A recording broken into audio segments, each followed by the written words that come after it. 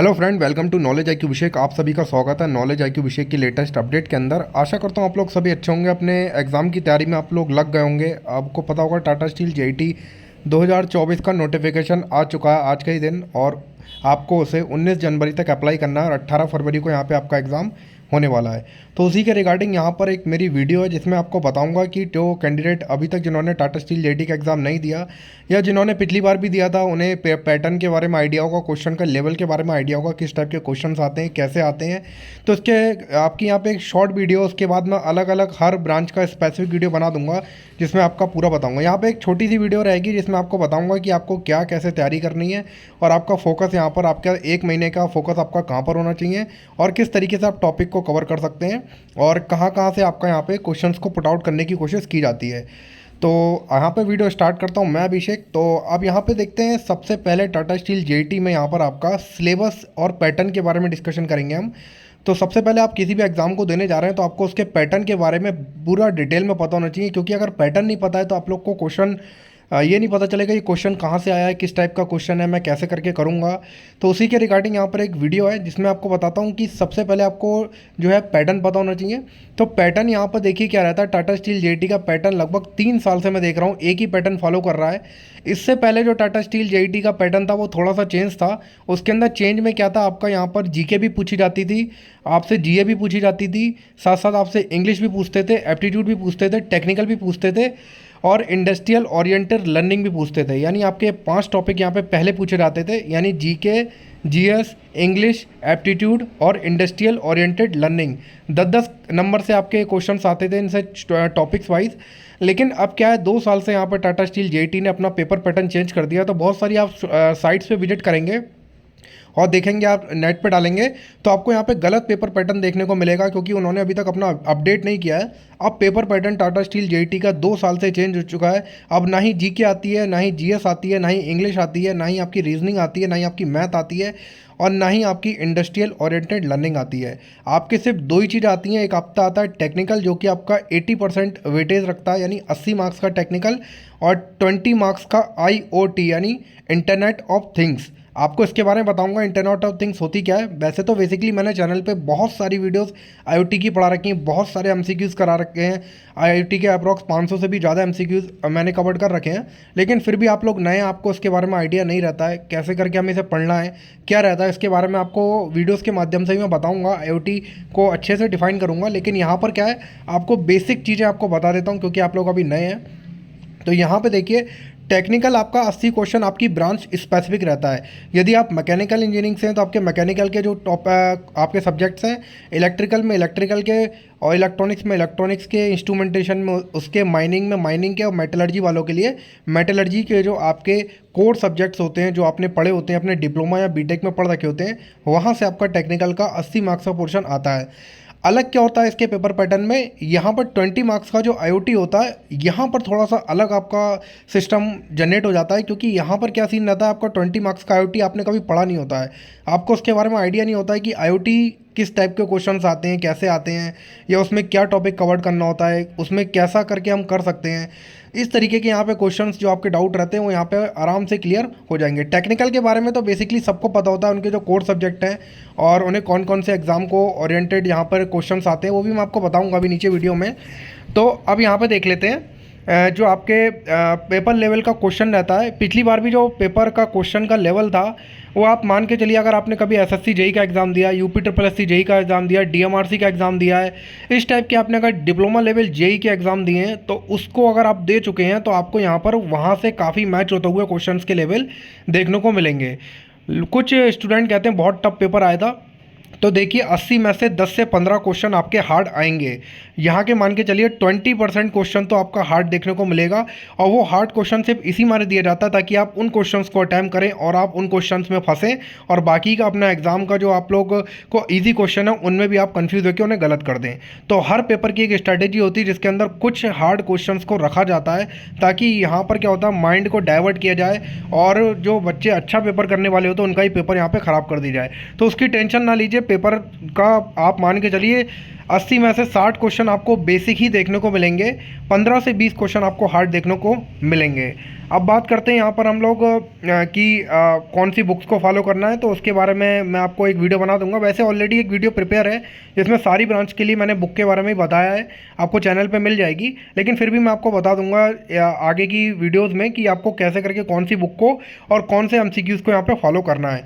तो यहाँ पर आप लोग देख सकते हैं, फिर आपका अगला पोर्शन आता है IoT का पोर्शन, जो कि सबसे कंफ्यूजिंग है और आपको कहीं मिलेगा नहीं इसके बारे में ज़्यादा डिटेल में। तो IoT क्या है? IoT मतलब इंटरनेट ऑफ थिंग्स, ऐसी चीज़ें जो कि इंटरनेट पे बेस्ड हैं और हम इंडस्ट्री के अंदर उनका यूज़ करके जो है वहाँ पर टाइमिंग को कम कर सकते हैं, प्रोडक्शन आपका जो है बढ़ा सकते हैं और प्रोडक्शन की कॉस्ट को कम कर सकते हैं। ऐसी चीज़ें जैसे एक रोबोट हो गया, रोबोट भी आपका IoT का ही है। रोबोट से हम क्या करते हैं, रोबोट से आपका एक तो एक्यूरेसी बढ़ जाती है, दूसरा से आपका टाइम मैनेजमेंट आपका जो होता है वो अच्छा हो जाता है, और दूसरा आपका प्रोडक्शन रेट वगैरह सारी चीज़ें बढ़ जाती हैं। तो ये भी एक IoT का ही जो है रोबोट एक पार्ट है। तो इसी तरीके से ऐसी चीज़ें जिनका यूज़ करके हम इंडस्ट्री के अंदर इंटरनेट से रिलेटेड जिनकी चीज़ों को यूज़ करके हम इंडस्ट्री में टाइम कम सके, पैसा कम खर्च हो, एक्यूरेसी ज़्यादा रहे और ज़्यादा से ज़्यादा प्रोडक्शन मिले, ऐसी चीज़ों का यूज़ ही हमारा IoT के अंदर हम लोग इसके बारे में पढ़ते हैं। तो IoT में काफ़ी सारे टॉपिक्स होते हैं जिनको मैं बता भी चुका हूँ, वीडियोज़ हैं अवेलेबल, लेकिन फिर भी आपको थोड़ा बता देता हूँ। तो देखिए, जैसे कि IoT में बिग डाटा हो गया, क्लाउड कंप्यूटिंग हो गया, 5S टेक्नोलॉजी हो गया, आर्टिफिशियल इंटेलिजेंस, TQM, TPM और भी सेवरल टॉपिक्स हैं, करीब मान के चलिए 20-25 टॉपिक्स हैं जिनको एक डिटेल में ऑलरेडी वीडियो बनी हुई है, उसे आप देखेंगे तो आपको क्लियर होगा कि बेसिकली है क्या ये। तो आप समझ गए होंगे IoT का मतलब क्या होता है, कन्फ्यूज़न आपका दूर हो गया होगा इस चीज़ के बारे में कि ऐसी चीज़ें जिनका यूज़ करके हम कंपनी के अंदर प्रोडक्शन को बढ़ा सकें, एक्यूरेसी को बढ़ा सकें और टाइम को कम कर सकें और अच्छे से अच्छा प्रोडक्ट को हम लोग यहाँ पर रिपीटेबिलिटी उसकी बढ़िया हो, प्रिसीजन अच्छा हो। तो इस तरीके की जो चीज़ों का यूज़ करते हैं उनमें IoT का यूज़ किया जाता है। इसके बारे में एक डिटेल में आपको मैं वीडियो बना के दे दूँगा 2-3 दिन के अंदर पूरी, और एक दोबारा से 1-2 घंटे तक की वीडियो बनेगी जिसमें सारे टॉपिक मैं मोस्टली इसमें कवर कर दूंगा। तो आपका IoT का जो सेक्शन है वो कवर्ड हो जाएगा। अब बात करते हैं यहाँ पर IoT का, तो मैंने बता दिया। अब आपका अगला जो रहता है, आपके जो डोमेन स्पेसिफिक कोर्स हैं या जो आपकी ब्रांच है उसके बारे में आपको बता देता हूँ। आप लोग को पता होगा mechanical, electrical, electronics, metallurgy, mining, काफ़ी सारी ब्रांच के यहाँ पे कैंडिडेट इसमें अप्लाई करेंगे। तो इनमें जो अप्लाई करेंगे आपके क्वेश्चंस क्या है, आप देखिए, आप कोई भी मेरा मानना है कि आप लोग जो है SSC JEE का सिलेबस उठा के एक बार देख लिए मैकेनिकल का, और SSC JEE का ही आप इलेक्ट्रिकल का देख लीजिए, इलेक्ट्रॉनिक्स का देख लीजिए, और आपका जो बहुत सारे अदर JEE के एग्ज़ाम्स आते हैं उनमें आपको सिविल का भी सिलेबस मिल जाएगा, केमिकल का भी मिल जाएगा। तो आपको आइडिया लगेगा कि हमारे क्वेश्चंस वहाँ कहाँ से आते हैं। देखिए, क्वेश्चंस को अप्रोच करना आपको आना चाहिए। बुक्स बहुत सारी मार्केट में है जिसकी मैं ऑलरेडी एक वीडियो बना चुका हूँ, बुक्स भी आपको मिल जाएंगी, मैंने ऑलरेडी सारा चीज़ें कवर कर चुका हूँ, लेकिन फिर भी आपको मैं बता देता हूँ। आपको क्या करना है, यहाँ पर सबसे ज़्यादा इंपॉर्टेंट चीज़, आपके पास अब समय नहीं है। वैसे तो मैं पिछले 6 महीने से कहता रहा हूँ कि आप लोग तैयारी अपने करते रहिए, क्योंकि एग्ज़ाम आपका कभी भी आ जाएगा, फिर आपको टाइम नहीं मिलेगा, फिर आपके संग दिक्कत होगी। तो जो कैंडिडेट बहुत पहले से मेरे साथ जुड़े हुए हैं, कई साल से जुड़े हुए हैं, तो वो ऑलरेडी प्रिपरेशन कर रहे हैं, उन्हें पता होगा कि कौन सी चीज़ों से तैयारी करनी है, कैसे तैयारी करनी है, वो ऑलरेडी इस चीज़ में लगे हैं। लेकिन अब जो नए कैंडिडेट हैं, जिन्हें बिल्कुल फ्रेशर्स हैं, जिन्हें इसके बारे में आइडिया ही नहीं है कि हमें करना क्या है, कैसे करना है, तो बेसिकली उनके लिए मैं बता देता हूँ। सबसे पहले आप लोग क्या काम करें, अपनी डिप्लोमा की जो कोर सब्जेक्ट्स हैं, जैसे कि आप मैकेनिकल या इलेक्ट्रिकल किसी से भी हैं, तो कुछ कोर सब्जेक्ट होते हैं, हर ब्रांच के 4-5 कोर सब्जेक्ट होते हैं। पहले आप उनकी थ्योरी को अच्छे से पढ़िए, मतलब 10 से 15 दिन आप थ्योरी को दीजिए यहाँ पे टाइम। उसके बाद का जो टाइम है उसमें आप लोग MCQ यानी मल्टीपल चॉइस क्वेश्चंस को प्रैक्टिस कीजिए।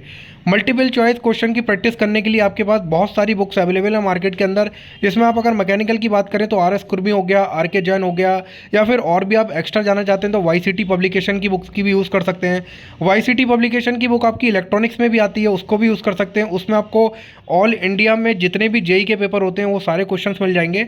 तो YCT पब्लिकेशन की बुक को आप लोग इलेक्ट्रिकल वाले, मैकेनिकल वाले सारे लोग परचेस कर लें, तो आपको वहाँ से ज़रूर फ़ायदा होगा। और बाकी माइनिंग वाले हैं तो माइनिंग की भी स्पेशल जो है बुक्स आती हैं, जिसमें आपको काफ़ी सारे ऑब्जेक्टिव क्वेश्चंस मिल जाते हैं। मेटलर्जी का भी काफ़ी सारा सिलेबस जो है मैकेनिकल से रिलेटेड रहता है, तो वहाँ पर भी आपको सिलेबस मिल जाएगा, तो वहाँ से आप लोग कर सकते हैं। और बाकी आपको डाउट रहता है तो मैं आपको वीडियो बना दूंगा कुछ बुक्स की स्पेसिफिक, जो भी आप कमेंट में लिखिए आपको कौन सा ब्रांच के बारे में, बुक्स के बारे में यहाँ पे वीडियो बनानी है, तो उसके बारे में मैं वीडियो बना दूंगा। और किस टाइप के क्वेश्चंस को प्रैक्टिस करना है, क्या आपको न्यूमेरिकल प्रैक्टिस करनी है, क्या आपको थ्योरी प्रैक्टिस करनी है, यहाँ पर ये भी जो है आपके संग एक डाउट रहता है। तो मैं कहूँगा आप थ्योरी पे ज़्यादा ध्यान दें, न्यूमेरिकल पे आप के पास समय कम रहता है तो आप लोग नहीं कर पाएंगे।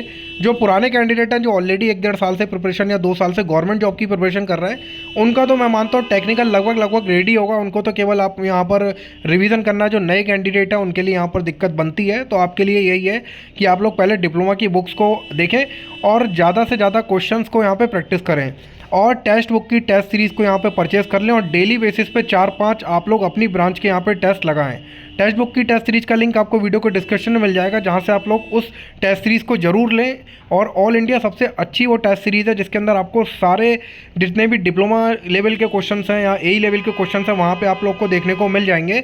तो आप लोग इस चीज़ का ध्यान रखें। तो आप लोग को मेरा मानना है कि कुछ चीज़ें क्लियर हो गया होगा। बाकी कोई डाउट है तो उस हिसाब से मैं वीडियोज़ बनाता रहूँगा। अपने डाउट को कमेंट में लिखें ताकि मुझे वीडियो बनाने में आसानी रहे। आपके जो डाउट आपको कुछ समझ में नहीं आ रहा है, आपको कुछ ऐसी चीज़ें हैं जो आपको बिल्कुल आइडिया नहीं लग रहा कि मैं क्या पढ़ूँ कैसे पढ़ूँ, तो आप अपना कमेंट में पूरा लिख के बताइए ताकि मैं उससे रिलेटेड आपकी वीडियोस बना दूं। बाकी आईओटी को मैं कवर करता हूं और इंपॉर्टेंट जो प्रीवियस ईयर क्वेश्चंस हैं उनको भी वीडियो के माध्यम से आपके लिए कवर करने की कोशिश करूंगा ताकि आप लोग के लिए दिक्कत कम हो।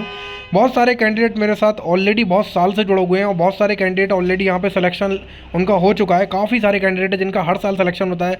वो खुद में बहुत मेहनत करते हैं, थोड़े मोड़े उनके डाउट होते हैं, उनको कोई दिक्कत होती है मुझसे पूछते रहते हैं।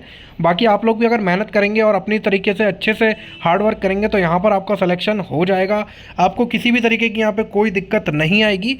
तो आप लोग को ध्यान रखना है अपना और अपना अच्छे से तैयारी करें। और 2 पोर्शन है इनके बारे में, आपको अगर कोई भी डाउट है तो आप टेलीग्राम ग्रुप नॉलेज IQ अभी तुरंत ज्वाइन कर लें। वहाँ पे जो भी अपडेट मिलेगी फॉर्म से रिलेटेड है, कोई डाउट आ रहा होगा तो वहाँ पे तुरंत वहाँ पे आपको पोस्ट के माध्यम से भी मिल जाएगी। तो यहाँ पर एक वीडियो थी सिलेबस ऑफ पैटर्न से रिलेटेड। यहाँ पे आपको कंफ्यूज बिल्कुल भी नहीं होना है। आपको मैंने बता दिया IoT और आपका टेक्निकल यहाँ पे पूछा जाएगा और इंडस्ट्रियल ओरिएंटेड लर्निंग IOL, ये आपका जो है इससे ज़्यादा क्वेश्चंस आपके पेपर में नहीं आते हैं। अगर थोड़े बहुत मुझे लगेंगे भी क्वेश्चन है तो मैं वो वीडियो में आपको करा दूंगा, तो उसकी आपको टेंशन लेने की ज़रूरत नहीं है। IoT का पोर्शन आप मेरे पे छोड़ दीजिए, आपको उसमें कवर्ड हो जाएगा और आपको टेंशन लेनी चाहिए। अपना टेक्निकल को मजबूत रखिए, 80% का वेटेज रखता है, तो आपको इस चीज़ को ध्यान रखना है। तो वीडियो पसंद आई तो वीडियो को लाइक करें। मैं अभिषेक आपके साथ फिर मिलूंगा एक नेक्स्ट वीडियो नेक्स्ट अपडेट के साथ। तब तक के लिए आता हूँ नेक्स्ट वीडियो में। Thank you so much for watching this video. Thank you so much.